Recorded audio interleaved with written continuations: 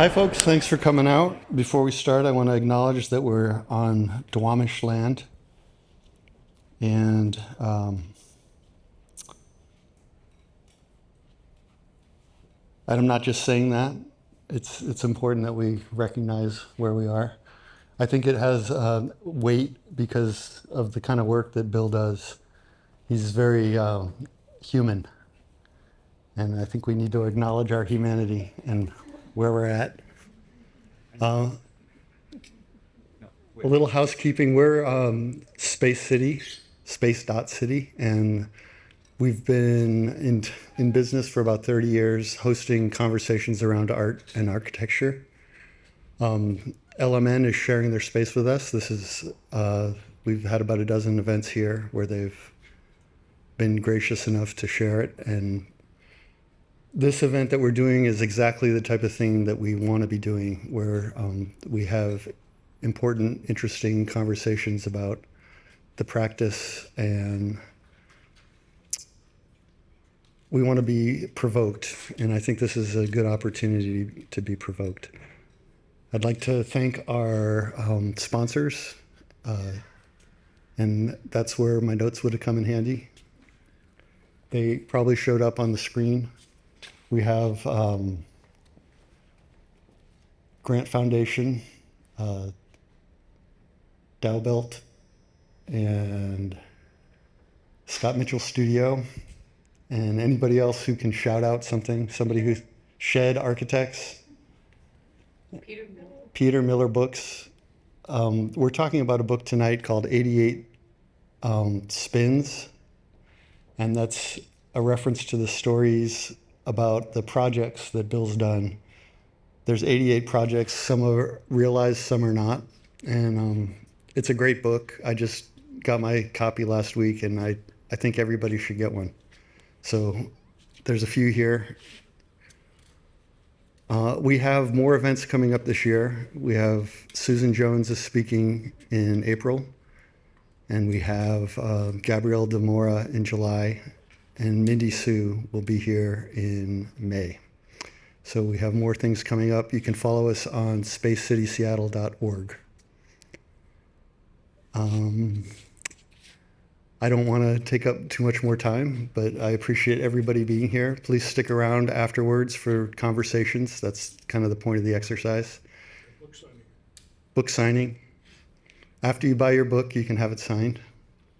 But stick around and talk with people and get a drink and hang out and have fun. And I'll turn it over to Bill, Leslie, and Bill. And when you get the book, you'll be able to read all their biography stuff. I'm not going to belabor the point. They're here and they're going to share stuff with us, so pay attention. Thanks. So yeah, we're going to be talking about this newly published book, UpDn, 88 Spins with Bill Pechet. And interestingly, we have the creator of the book, the main creator of the book. As you'll be hearing, it's a book, as all books tend to be a collaborative book, but it would not have existed without the inspiration and the incredibly hard work of Leslie Van Duzer. And the subject of the book, Bill Pechet, also here. Just while we have this image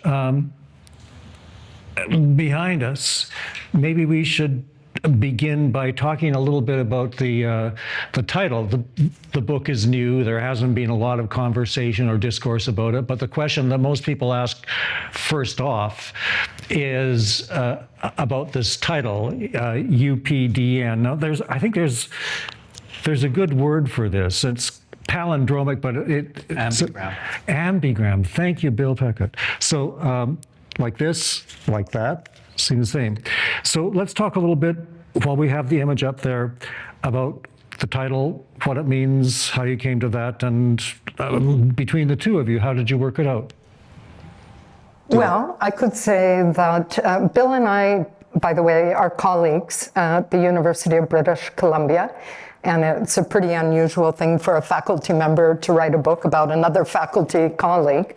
But I became interested in Bill's work in part because of my own background, the sister of a magician, and have a long-standing interest in design work that causes us to see things in different ways, to basically turn ordinary things upside down.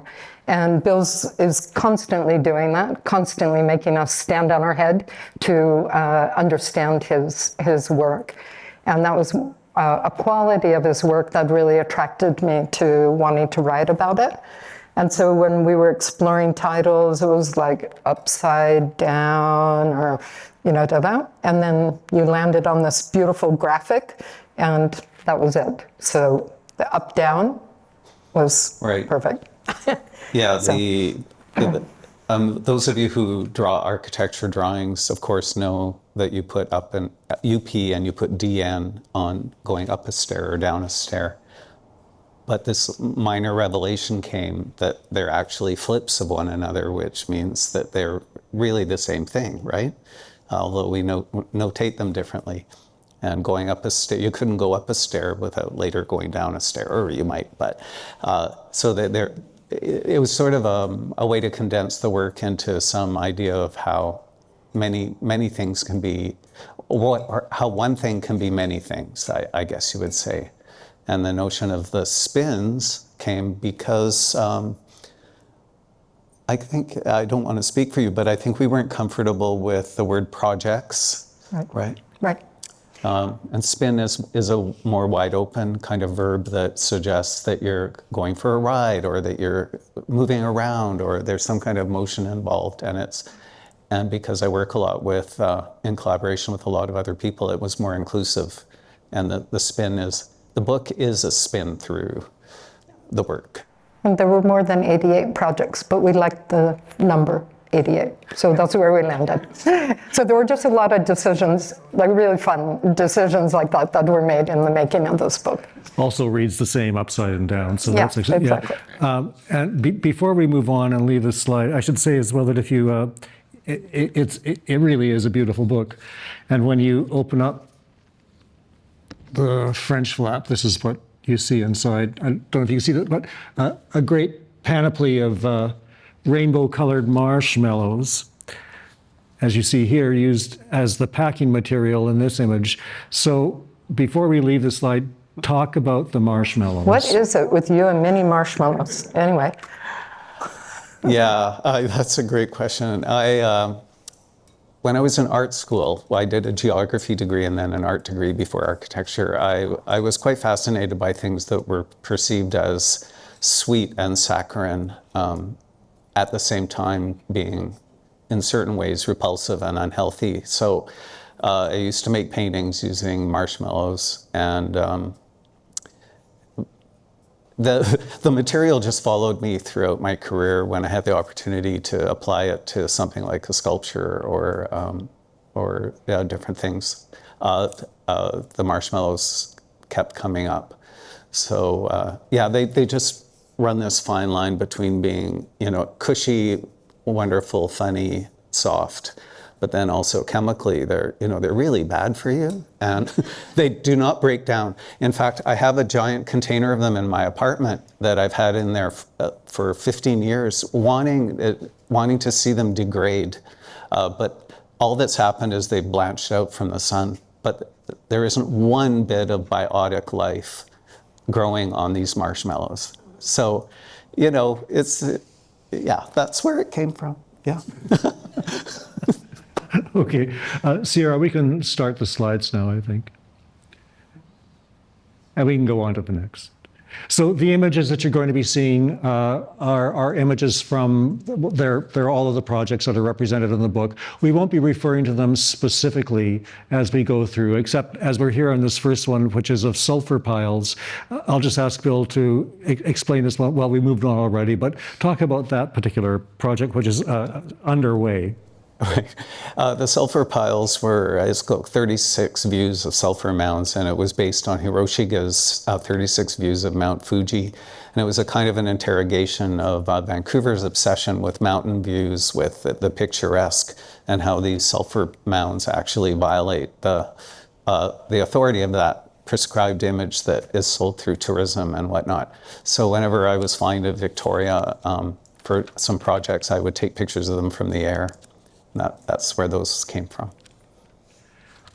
Leslie, talk a little bit, if you wouldn't mind, about, as you've mentioned, you and Bill are colleagues at the School of Architecture, and pardon me, the School of Architecture and Landscape Architecture, SALA for short, at the University of British Columbia. So you've been there since 2010, and Bill was there for 15 years before that, I guess.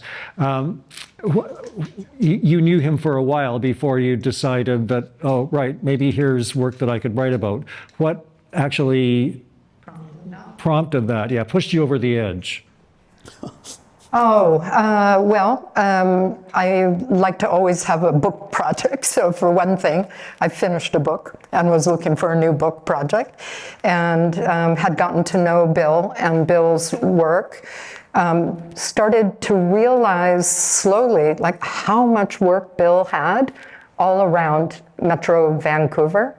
I think one of the big surprises for people in Vancouver about this book, even people who know Bill very well, have said, oh my God, like I had no idea that he did that, and that he has so much work there.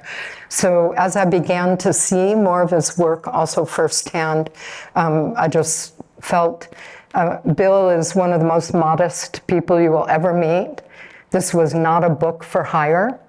It's not a vanity book in that sense. And it just seemed like somebody who had been practicing for so many years, who's so beloved in the community and had so many works, many of them no longer extant, many of them never built, and many of them just people are unaware of, that it just seemed like crazy that he didn't have a monograph on his work. And so I just decided to fill that gap, and working with Bill over the last 4 years, you can't do a project like this without the cooperation of the subject, and the agreement of the subject of the book has just been an incredible revelatory privilege for me. It's been wonderful. Yeah. I'm going to ask Bill about the kind of work that comes out of his studio, so you have a bigger picture before we proceed further with the discussion of the individual projects.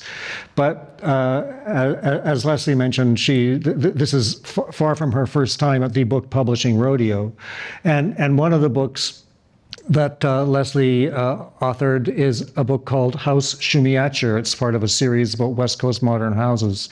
The Shumiacher was the name of the architect who built and lived in the house. And by a strange coinkydink, that Judah Shumiacher was a cousin of Bill Pechet.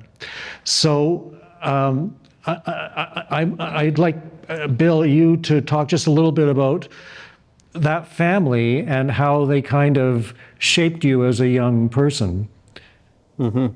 I met the Shumiachers when I was about 11, coming from quite conservative Edmonton at the time to their very bohemian West Point Grey house in Vancouver, and stayed with them for a weekend, and entered into this wild world that they were living within, and it was so exhilarating that it confirmed for me. Well, I had already known that I was interested in cities and buildings, also in art, but it confirmed for me that there's a life to be had that can be exciting and inventive, and all of those kind of things. And it is also just a reminder that it's so instrumental that we give our children experiences that reinforce creativity, and the things that we would like to see in the world, we have to continuously share with them.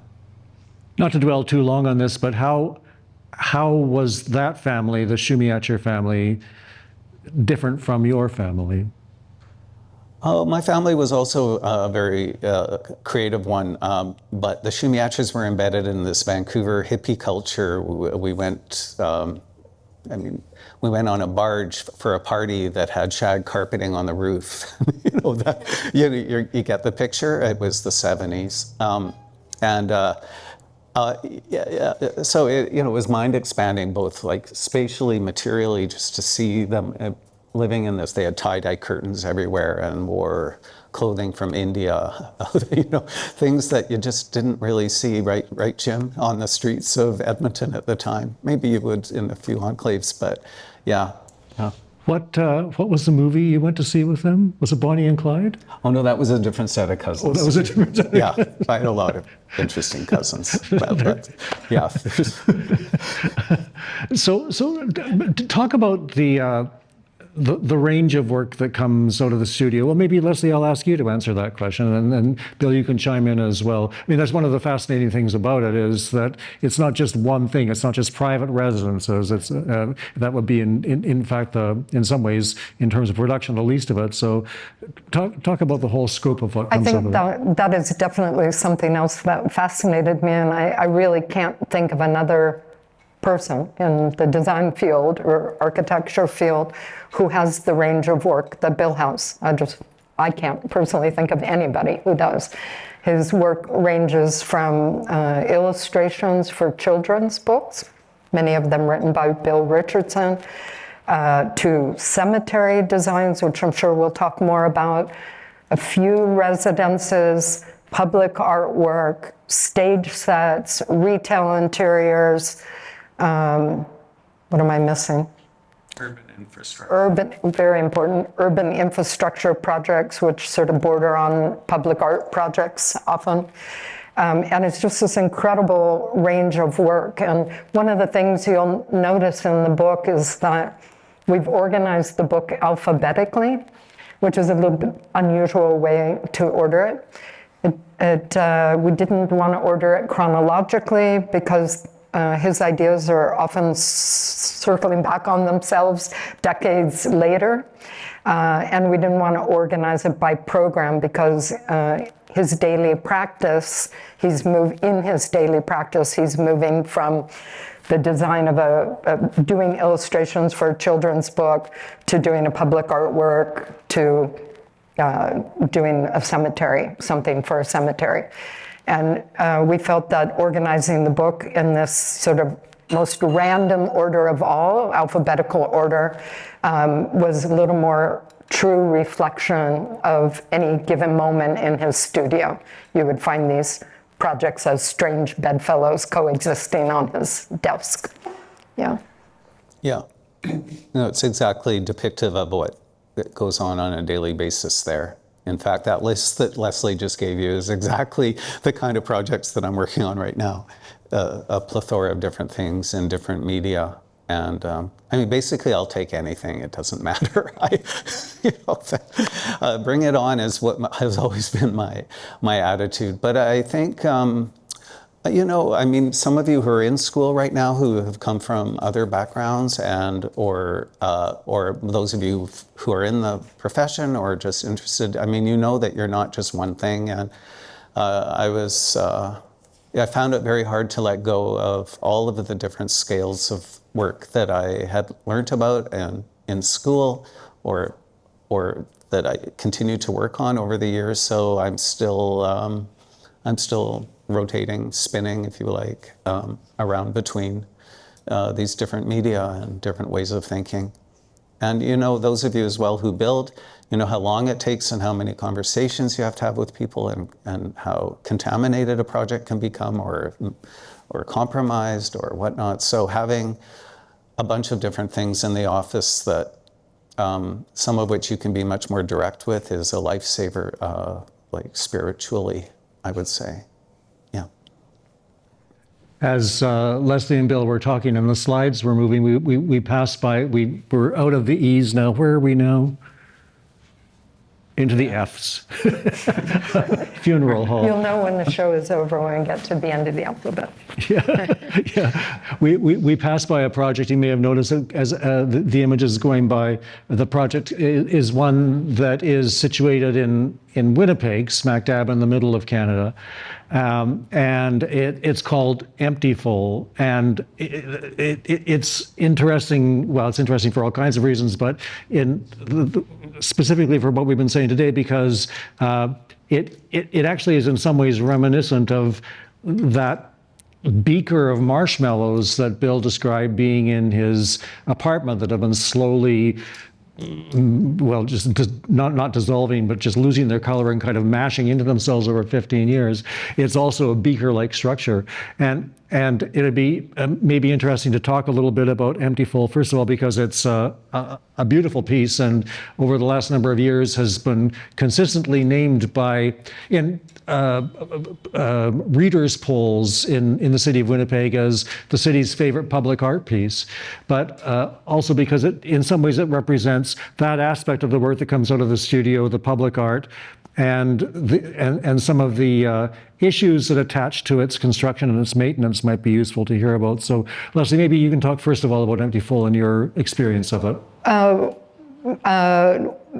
Empty Full is the outline of a beaker that has, in the winter time, warm lighting, oranges and reds when it's functioning properly, and in the summertime, cool lighting, lots of blues and greens with mist that people can sort of play in the water. And it's I think it would be interesting to talk about this. Bill has a long-standing interest in using light in his work. He has many, many projects that are about light, and this project is very much about different color lights and different seasons. So maybe you can talk about where that interest came from, and then also how Empty Full and some of your other projects play into that. Right. Yeah. Well, I spent a couple of years living in Japan, 1 year before school, and then in the middle of school, I went back there. And the electric and exciting nature of how urban lighting systems could animate space were really intriguing to me. So when this competition came up for the city of Winnipeg in a plaza that was it was being rebuilt and lifted out of its abject state. The site that was given to us in the competition was only 1.4 meters wide, so very thin and long. And I thought, how can we create a sense of volume in a space that's actually very thin? So so Empty Full became, it's partly empty, partly full, you get the pun, but using light and water and mist to suggest that there's volume there when there actually isn't. It's really ostensibly a drawing that's just projected up into three-dimensional space. That became the origin of the idea. And also the Winnipeg is the city that has a lot of emptiness, but because it hasn't been grabbed by the center of the city, like many North American cities, has been slowly dissipating and out into the periphery. And so it was a place of emptiness, but within that, there was a lot of room for dreaming, I felt, compared to a city like Vancouver that's just so full. So the name of Empty Full was also a reflection of the city itself and how I felt spending time there, which was quite revelatory for me.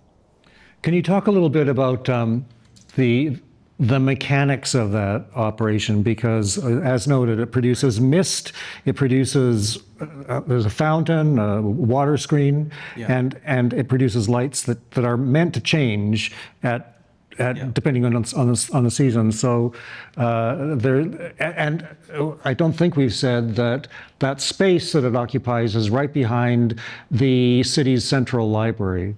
Which is, yeah. Yeah, well, fortunately I had a couple of years at least of working with architects, and so I understood how various consultants and whatnot have to partake in a project. So this project was, which took about 3 years to construct, actually, to design and construct, had a panoply of consultants, mechanical engineers, lighting experts, programmers, a specialist in California from an irrigation company who could produce the right kind of atomization of the mist. So there was a lot of coordination going on, and for those of you as well who are in architecture and you know about building on top of a parking structure, it was also on top of a parking structure, so new structure had to be designed to hold the thing down to the ground, and then a whole pump room had to be constructed. So yeah, in the end, it just does its thing, but behind the scenes there was a lot of conversation going on with a lot of consultants and just organizing and making sure everything worked. It was a huge, yeah. Fortunately, they had a decent budget, so everybody could give their best on that. Yeah. Well, it's emblematic in some ways as well of what anybody who's going to work in public art has to contend with, which is that once the piece is up and successfully running, it requires a certain amount of maintenance. And as that piece is in Winnipeg and you live in Vancouver, talk a little bit about the challenges of making it adhere to the original vision. Yeah. One has to write a maintenance manual with instructions of how to fix everything that can go possibly wrong with it. And there is a recipe for all of the lighting mixes. There were 17 different light shows, and they all had nicknames. Like there was the Prom Queen, there was the Storm in the wheat field. There were a number of things that all kind of were mining different parts of the cultural and physical landscape of Manitoba. Anyways, so it's all written down. Of course, nobody ever reads it, and they just do what they want. So there have been times when the lighting systems have, as naturally they would, they go down and then I get a phone call from somebody, hey, I saw, that I don't think the lighting's working, so you have to call and make sure that they're reading your maintenance manual and taking care. So so the latest public art pieces that I'm contemplating right now are very low tech. As a result, they're just like, here they are, they're gonna be up forever. It's really thick plate material, nothing's going to happen to it, even if Armageddon happens. Like that's my current. I think you have a couple of other projects other than Empty Full that have similar issues, like Watering Garden is a giant watering can in Victoria, or in downtown Vancouver, a project called Dichroic Vancouver, which is an office building that has colored bands of colored light. And behind the scenes, Bill puts a lot of energy into naming all the programs and in a very, very creative way, these manuals. And then, as you said, you get a phone call like, oh, it's Breast Cancer Awareness Month on the office building. We're just going to put all pink lights, okay? So just dealing with those kind of revisions to your original intentions. Yeah. Yeah. Yeah. Some of the work I'm comfortable with at migrating into being absorbed by those who are running it, because I figure, well, if it has meaning, more meaning than I even thought, it's fine to bring it to it. But then there are a few other projects where, you just have to fix that because it's not working. So there's a gradation, yeah. But there are calls all the time. For me, it was interesting to learn about some of the challenges of doing public art projects. And one of the things that I hadn't realized, you can correct me if I don't have this exactly right, but once you win a public art award and there's a certain budget for the project, that artist is responsible for bringing that project in on budget. And for example, another project in Winnipeg, where you start digging underground and there are things that one didn't really know was going to be a problem and adds a lot of cost to the project. Well, your commission is diminished. So in some cases, you can make a decent amount of money doing a public art project, and in other cases you make nothing because of unexpected things that you just simply have to eat as the one in charge of bringing it in on budget, right? Yeah, I don't want to discourage any of you from taking on public art pieces, but you just have to do your due diligence in the initial phases of it and make sure you have as much technical and kind of awareness of what's going on, because, and I've knock on wood, I've done okay with it, but I have some colleagues who've really had to bite the dust and in terms of those things. So yeah, that other Winnipeg project, they found out that the footings had to go down almost 20 meters, which is 60 feet in American. And that was not budgeted. It's because of an error, actually, that was an analysis error that came to me early on from the city.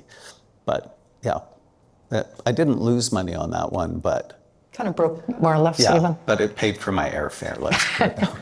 I think another interesting challenge is when a developer puts his contribution to art on the private site, and over time, we call strata owners or homeowners who buy into the condo building, never really asked for that artwork, but it's now theirs to maintain.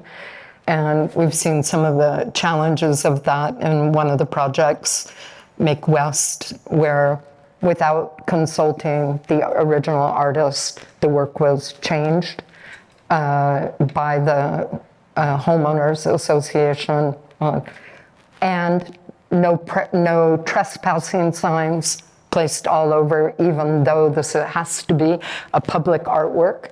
That was the deal with the developer. So there's I found some very interesting issues that came up with the public artwork that I wasn't aware of before. Yeah, no, it's true. There's all kinds of the ways in which public art is often funded means that that the city's relying on a private developer in some cases to fund it, and their involvement in even in the conceptual underpinnings of the project can happen, but and sometimes, yeah, if there's no record, those who take it on later might do something with it. Yeah. So you learn through doing these things, and later, that's why I was talking about this latest one that I'm just in the middle of working on, I'm trying to foolproof it to a point where there's no way anybody can do anything with it, and there's no lighting or anything to fail. It's just going to be there, hopefully. Well, if I win the competition, that is. Well, one of the gifts, I say it's a gift. I don't know if it's inherent or if it's cultivated, but Bill, I know to be a very patient person, patient and politic in the ways you need to be when you're dealing with clients. Or I say that as I imagine this to be so. I am not an architect, but over the years I've watched how this works, and that idea of patience actually is one that attaches in what for me is a fascinating way to some of your work, and that's there's a kind of intersection of architecture and landscape architecture here, especially in the cemetery work that you do. When you're designing a cemetery, and that's a lot of the work that has come out of Bill's studio is cemetery design. It's a pretty specialized niche.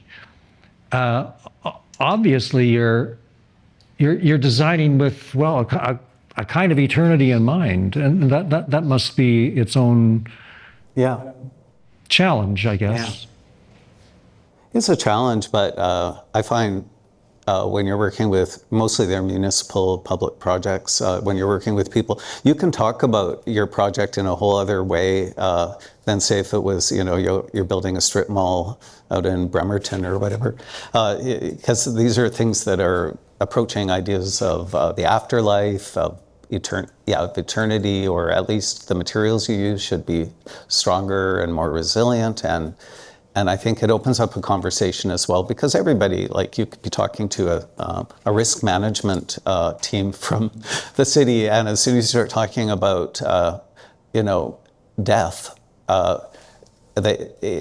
sure inside their own brains they're thinking about their own mortality or or maybe they're just concerned about the insurance claims that they might be inheriting. I don't know, but there's a way of kind of toggling and talking about those things that opens up more creative solutions than just the norm.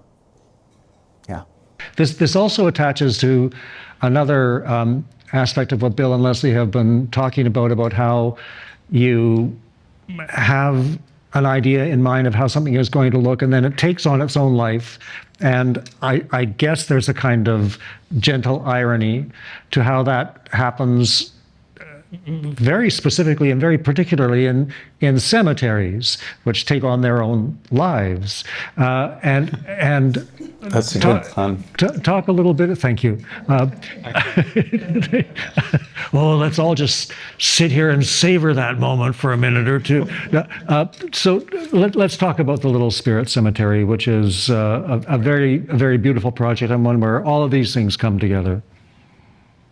Yeah, the Little Spirits is a project in a cemetery in Victoria that memorializes the loss of infants for parents, and which is often a very hidden condition in society.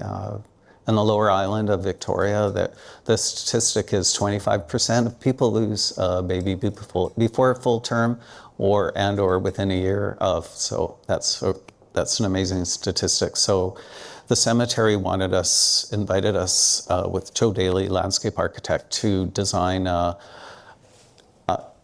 board, a naming board where the children who are lost could be named and put next to the admin building. But a lot of thoughts came to mind right after that, where, well, what if the people don't want to name their baby, or are there better sites than next to the admin building where this could go? So we found a beautiful site at the top of the cemetery and convinced the manager to let us deal with it. It's an arbutus knoll with arbutus trees and fir trees and beautiful grasses and deer.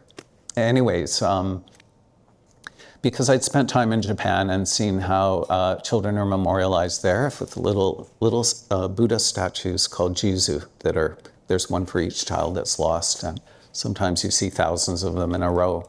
It really hits you over the head what a massive loss that is to society and to people's personal lives. Are they often dressed? Sometimes they're dressed on the anniversary of the child's demise, or for certain festivals. Sometimes they're decorated with toques and little scarves. So we couldn't, so I introduced the idea of maybe each child could be memorialized by a little object of some kind. And it evolved into a little spirit house, because we needed to find an ecumenical shape that wasn't so bound by specific cultural or religious references. And lo and behold, the cemetery went for it. And now when somebody loses a baby, they are given one of these little houses, and they can decorate them and if they want to let go, they bring them to the cemetery, and they're set into concrete steps amidst the forest, and it's slowly creating a village, like a little Pushian, little miniature village of houses. So I thought, I always thought that people would just decorate them inside of these houses, and the externals would stay mute and moss covered. But within the first family that decorated it, they went to Michael's, which is a craft store all across Canada. I don't know if you have them in the States. And it was covered in glitter and all kinds of wonderful, beautiful things, rainbows, and the outside and the inside, and it just took on its own life. And that became the standard through which this project has evolved. And at first you used to hear me I want this to be all kind of like you'd see it in Japan. But that's not Canadian society. So I had to let go, you let go and you say, well, this is really meaningful. It's becoming its own, they're fully participating in creating something new. And Canadian society, like society down here, is a matrix of many different kinds of people.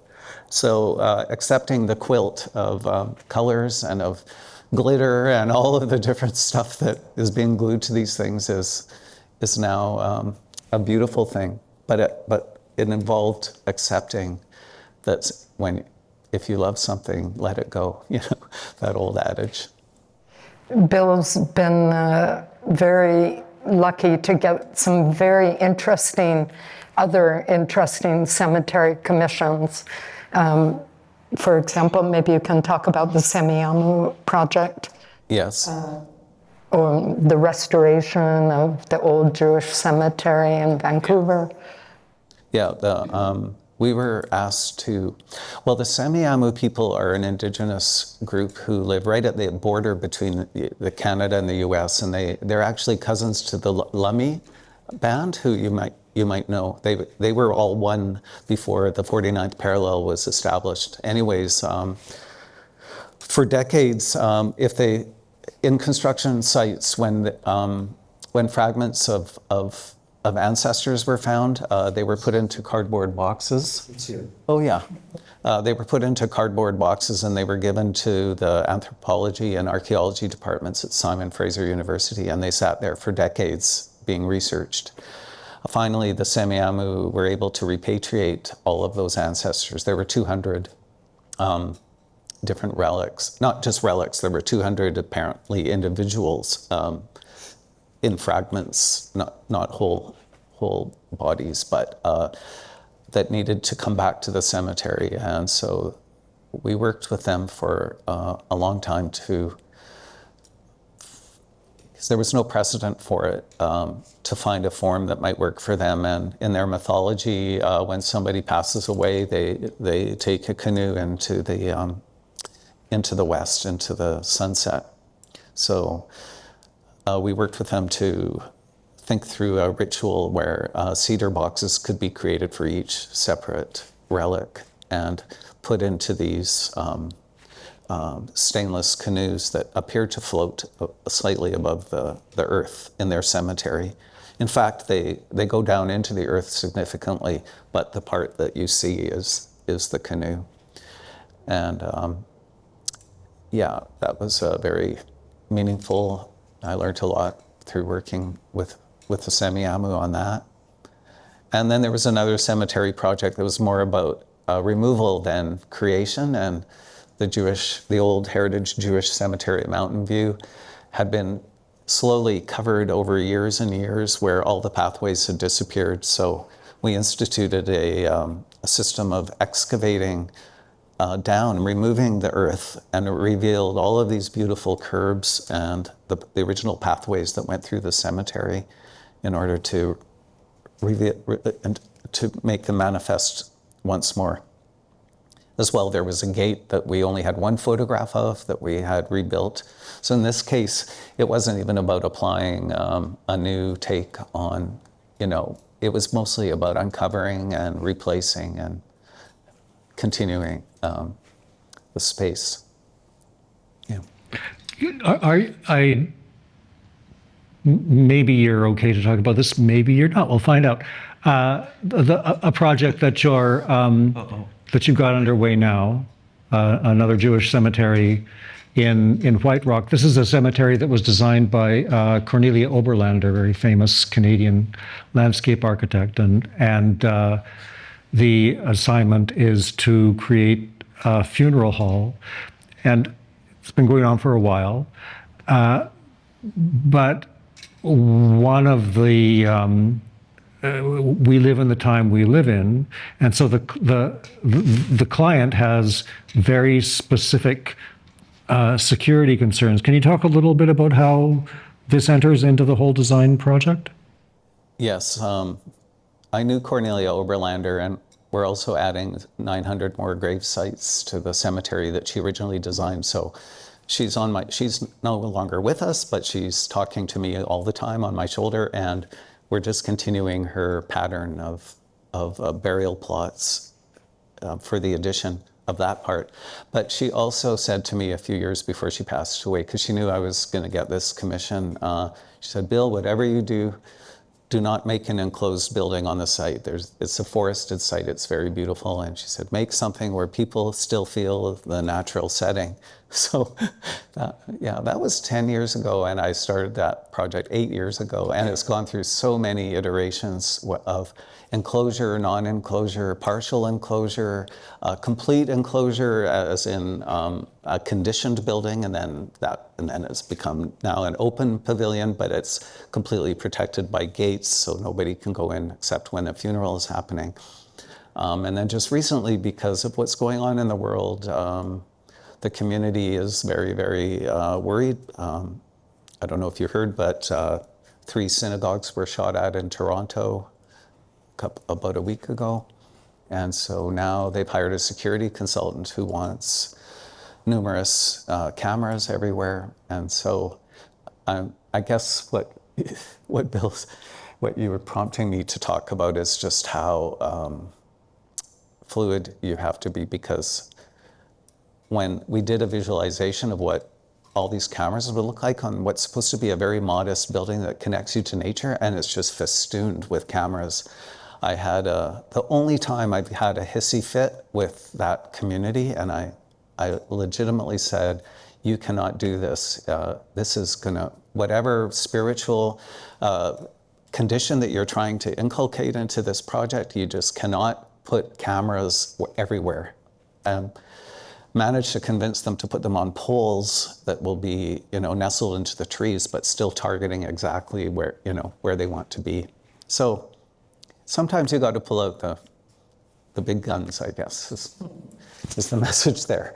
Hopefully one day it'll get built. Yeah, we're moving into year 9 now. It's in for building permit. Yeah. We should maybe talk a little bit. I mean, this is the politics and client negotiation and all of these things that are so important in the work. But one of the things that maybe we haven't emphasized enough is how much work has come out of the studio that is humor-based. And we went by a little while ago a project called Ponte Bong, B-O-N-G. And maybe you want to talk a little bit about that. And Leslie, I'd like to hear you reflect as well on that quality of the work that comes out of Bill's studio. So Bill will get a task to do some piece of public infrastructure. A very good example of this is the stacks for a waste to energy plant. That most people would just make a series of stacks and sort of be done with it. But Bill takes any of these kinds of assignments, like Ponte Bong, making a bridge over a creek in a new park, and brings humor to these projects. And so maybe you can talk about Ponte Bong and the False Creek energy stacks. Well, the Ponte Bong, Ponte is of course bridge, and Bong, you know what a bong is. It was for a water filtration garden that was built in conjunction with the Olympic Village in 2010 for the city of Vancouver, which naturally filters all the water that comes out of this new housing development of 12,000 people into the False Creek. So, but there's a playground that was being generated. So I worked with PWL landscape architects on it and designed a bridge. That there was a mound that we were going to build in the middle with a water play park for the children with little weirs and channels. But to get to that little island, needed a bridge. So my thinking there was, now that we don't need giant pipes underground, why don't we lift the pipe conceptually, and then people can go through the pipe to get to the island. And it's been a real winner. People love it. But when it was finished, I realized it looked like a bong. And those of us who grew up in the high school era of like the 70s used to make, well, my friends used to make, I shouldn't, we used to take a toilet roll and modify it with a hole and make it into a way you could smoke pot, because it made, you just put your hand over one end and then there's a little hole. And the bridge kind of looked like that. So it became Ponte Bong. And the city doesn't call it Ponte Bong, but I do, and it's its formal name. now is that. And then the stacks is a high five to the city of Vancouver that vents all of this water vapor that comes out of the waste heat recovery system that fuels the Olympic Village. And I should mention that project was done with my partner at the time, Stephanie Robb. We worked on many projects together for 17 years. So 25% of the projects in this book are done with Stephanie. I want to mention that. Anyways, we came up with this idea of instead of a solitary stack, because the community wouldn't allow it, why don't we break it into 5? And that became a hand with fingernails that glow in different colors depending on the heat that's being called for. So it becomes an index to energy use. It's funny. It looks a bit like a transformer. It's got a number. It's channeling a number of different references in it. And now you see it when you cross the Cambie Bridge into downtown. It's this thing that goes, "Hi, hi Vancouver, high five," like that. We're coming to the end of the slides, and we want to have some time for Q&A. But just to, we've been talking throughout this about collaboration, and I know when Leslie set out to write this book, Up Down, that collaboration was very much at the forefront of your mind. So can you talk about how you brought collaborators into the project, the photographers and other writers? Yeah, so I'm used to working alone on projects and just planned to sole author this book originally, and then started to very quickly realize that I needed help. When I realized that much of Bill's work had not been professionally photographed, we brought a photographer, Michael Perlmutter, from Stockholm, to come and photograph the work. And he's an excellent architectural photographer that I've worked with before and known for a very long time. His work is very clean, as you know, architectural photographers tend to do, sort of not too many people in the picture and so on. And then we're very happy with that documentation, but then also realized that, you know, Bill's public work lives in the city and it's not really always that clean. So we then hired good friend Greg Gerard, who some of you may know. He's kind of internationally well-known photographer, home-based in Vancouver, but does a lot of his work in Asia. And he doesn't usually take on commissions like this, but he very kindly went around and photographed some of Bill's projects in the night, as he tends to do with his photographs, and really showed how some of these projects, like those of you who are familiar with Granville Street, you know, how Bill's benches and interventions on Granville Street are really used at night. So he contributed a photo essay to the book. And then it was really important to have the influence of Japan on Bill's work is so deep and so critical to understanding it. And I have some experience with Japan, but didn't really feel like the right person to write about that. So Bill's assistant and collaborator and many things, Lawrence Vass, who has also spent an enormous amount of time in Japan, did a conversation with Bill about his relationship to Japan and his feeling as the importance of the sense of being an outsider, both as a gay man, but also as an outsider foreigner in Japan. So there's a wonderful interview with Bill about that. And then there's another interview with one of our colleagues at Sala Athena TAC, whose pedagogy is very much aligned with Bill's own pedagogy. So there's an interview with Bill about his teaching. And Bill Richardson, who knows Bill Pechet very well, wrote a very beautiful and intimate biography, which is the dessert in the book. It's at the end of the book, but I would also recommend any of you who read the book, start there.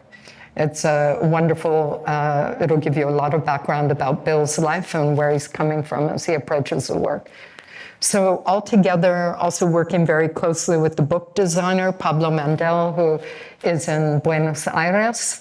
It was like turned out to be just this amazing collaboration like I've never had with any book before. And it was fun. We're all friends, and it was just a wonderful project. So, yeah. I should mention there's also a great essay by Leslie Van Duzer in the book, which you didn't mention, that unpacks some of the kind of themes, I think, and different ways of looking at different attributes of things, and also talks about the structure of the book. I learned a lot about collaboration from the master of all collaborators. Like Bill is an absolutely master collaborator. And I'm not a natural collaborator. That's not the way I've worked. And I learned so much by osmosis. And it was fun. It was just like pure fun for 4 years. Yeah. Yeah, Leslie wrote beautiful descriptions of each of the 88 projects that are represented in the book. It's a wonderfully written book. And we're at the end of the images, so if any of you have any questions that you would like to ask of Leslie or of Bill, this would be the time. I wonder if there's a way that we can bring up lights so that we can... Thanks, everyone, for showing up. Thanks, Bill and Leslie. Thank you. And thank you for the wonderful book review and arcade. Wow, thank you. See? Thank you all for And for coming. the Please invitation. stick around, have Thank a you. drink, buy a book. Thank you. Thank you.